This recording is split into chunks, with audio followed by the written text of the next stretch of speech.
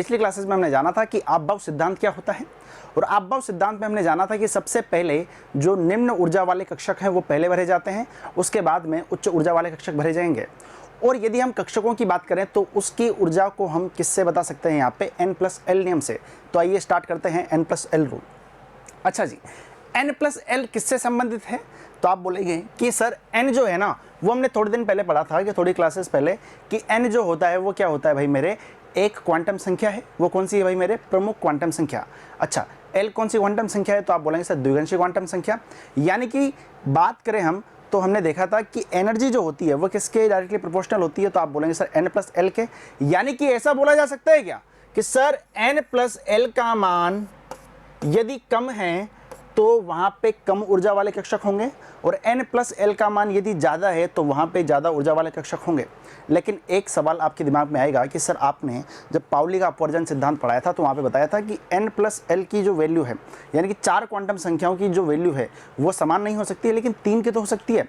मान लीजिए 3 क्वांटम संख्याओं में से यदि n और l की वैल्यू समान हो जाए और n+l वहाँ पे समान आ जाए तो वहाँ पे किसको आधार बनाया जाए, वो कौन सी बात होगी जिसको आधार बना करके हम यहाँ पे कक्षकों की ऊर्जा के बढ़ते हुए क्रम को निरूपित करेंगे। तो वो जो बात रहेगी वो किसके बारे में रहेगी, n के बारे में। यानी कि अब अगला जो आधार रहेगा हमारा वो कौन सा हो जाएगा, n रह जाएगा। ठीक है जी, तो आइए देखते हैं। चलो जी, यदि n+ नियम की बात करें तो n+n नियम कक्षक की ऊर्जा के बारे में आपको बताएगा कि कक्षक की ऊर्जा का क्रम क्या रहेगा। अच्छा जी, यानी कि n+l के निम्न मान के लिए निम्न ऊर्जा के कक्षक होते हैं और n+l के अधिक मान के लिए अधिक ऊर्जा वाले कक्षक होते हैं, ये मैं आपको बता चुका हूँ। ठीक है जी, यदि दो कक्षक की n+l का मान समान हो जाता है तो अब हम क्या करेंगे, अब हम n के मान को आधार बनाएंगे किसके लिए, ऊर्जा के क्रम के लिए। यानी कि बात की जाए तो यदि n+n का मान कम है तो निम्न ऊर्जा वाले कक्षक से संबंधित होगा, और यदि n का मान ज़्यादा है तो वो क्या होगा, ज़्यादा ऊर्जा वाले कक्षक से संबंधित होगा। एक बात देख लेते हैं यहाँ पे, यदि हम एक उदाहरण लेकर के चलें कि sir 1s 2s 2p 3s इस तरह से चीज़ें दी हुई है। ठीक है जी, अब यदि हम बात करना चाहें तो एक चीज़ मैं आपको बता दूं कि जहाँ पे 0 की बात होती है, l बराबर 0 की बात, वहाँ पे कौन सा उपकोष होता है, तो आप बोलेंगे सर s। अच्छा, 1 की बात होती है तो सर p। अच्छा, यदि यहाँ पे 2 की बात होगी तो क्या आएगा मेरे भाई d, और यदि 3 की बात होती है तो वो क्या आएगा मेरे भाई f आएगा। अच्छा जी, आप यहाँ पे देख पा रहे हैं कि सर जिस तरह से हम यहाँ पे किसी भी कक्षक को लिखते हैं ना, जैसे कि मैंने लिखा गया यहाँ पे 1s, तो 1s में जो n की वैल्यू रहेगी वो क्या रहेगी, 1 रहेगी।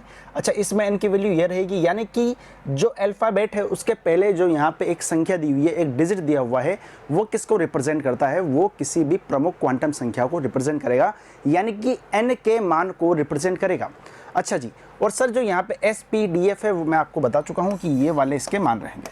अच्छा जी, अब देखो ध्यान से देखना बात को, यदि हम बात करना चाहें सर n+l का मान यदि हम 1s के लिए निकालना चाहें तो आप देख पा रहे हैं कि 1s में जो n का मान है वो कितना होगा, 1 होगा, और s का जो मान होगा वो भाई मेरे कितना होगा, 0 होगा। यानी कि 1 + 0 ये कितना आ गया, 1 आ गया। यानी कि सबसे पहले बात करें तो सबसे पहले किसको भरा जाएगा, 1s को भरा जाएगा, क्योंकि इसकी ऊर्जा सबसे कम है। अच्छा जी, n+l यदि मैं 2s के लिए निकालना चाहूँ तो n की वैल्यू कितनी है, 2 है। अच्छा, s बराबर कितना है, 0 है। अच्छा, ये यदि 2 है, ये 0 है तो कितना हो गया, 2 हो गया। यानी कि बाद में कौन सा भरा जाना चाहिए, 2s भरा जाना चाहिए, पक्की बात है। चलो जी, आगे देखो कहानी को, क्या लिखा हुआ है, 2p लिखा हुआ है। अच्छा, 2p में प्रमुख क्वांटम संख्या यानी कि n का मान कितना रहेगा, तो आप बोलेंगे सर 2 रहेगा। अच्छा सर, p का मान कितना रहता है, तो आप देख पा रहे हैं p बराबर कितना रहेगा, यहाँ पे 1 रहेगा। तो आप देखेंगे यहाँ पे कि सर 2 + 1 तो यहाँ पे बराबर कितना आ गया, 3 आ गया। अच्छा जी, सर अब 3s की यदि मैं बात करूँ यहाँ पे तो 3s में n का मान कितना होगा, 3, और यहाँ पे s का मान कितना होगा, 0, तो सर ये भी 3 आ गया। तो अब यहाँ पे थोड़ी सी समस्या हमारे लिए उत्पन्न हो गई कि सर पहले 2p को भरा जाए या पहले 3s को भरा जाए। तो मैंने आपको जैसा पहले बताया था कि जो आधार है अब किसको बनाया जाएगा, अब n के मान को आधार बनाया जाएगा, यानी कि जितना कम n का मान होगा उतने ही कम ऊर्जा का यहाँ पे कक्षक होगा। तो आप देख पा रहे हैं यहाँ पे सर इन दोनों में यदि थोड़ा सा बराबर आ गया ना n+l का मान, तो घबराने की कोई आवश्यकता नहीं है। क्यों, आप देख लीजिए यहाँ पे n का मान कितना है, तो आप बोलेंगे सर 2, यहाँ पे कितना है सर, यहाँ पे 3 है, तो सर कम n जो है ना वो किसका है, तो आप बोलेंगे सर 2s का है, तो हम किसे भरेंगे, सॉरी 2p का है, तो हम किसे भरेंगे, यहाँ पे 2p को भर देंगे। ठीक है जी, उसके बाद में किसको भरा जाएगा, 3s को भरा जाएगा। चलो जी, कहानी को बढ़ाएं आगे, अगला देख पा रहे हैं यहाँ पे 3p। सर 3p में n का मान कितना रहेगा, तो आपको पता है 3p में जो 3 रहता है, जो 3 डिजिट रहता है, वो किसको रिप्रेजेंट करेगा, वो प्रमुख क्वांटम संख्या को रिप्रेजेंट करेगा। ठीक है जी, यानी कि n का मान कितना हो जाएगा, वहाँ पे 3 हो जाएगा।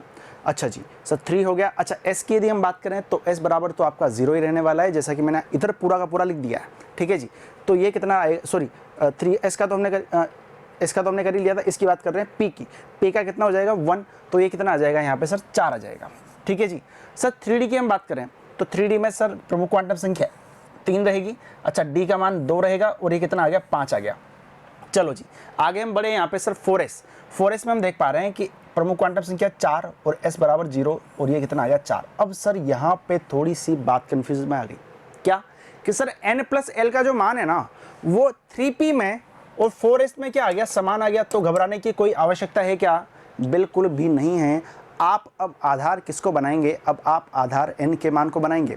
आप देख पा रहे हैं कि n का जो मान है 4s और 3p में से 3p में कम है, तो आप पहले किसको भरेंगे, आप 3p को भरेंगे, फिर उसके बाद में आप 4s को भरेंगे, फिर उसके बाद में कहानी को थोड़ा सा और आगे बढ़ाते हुए फिर आगे के कक्षकों के बारे में जानकारी लीजिए, वहाँ पे n प्लस l का मान क्या आ रहा है। तो आप देखते हैं कि यहाँ पे कितना आया 5, यहाँ पे कितना आया 5 और यहाँ पे आया 6।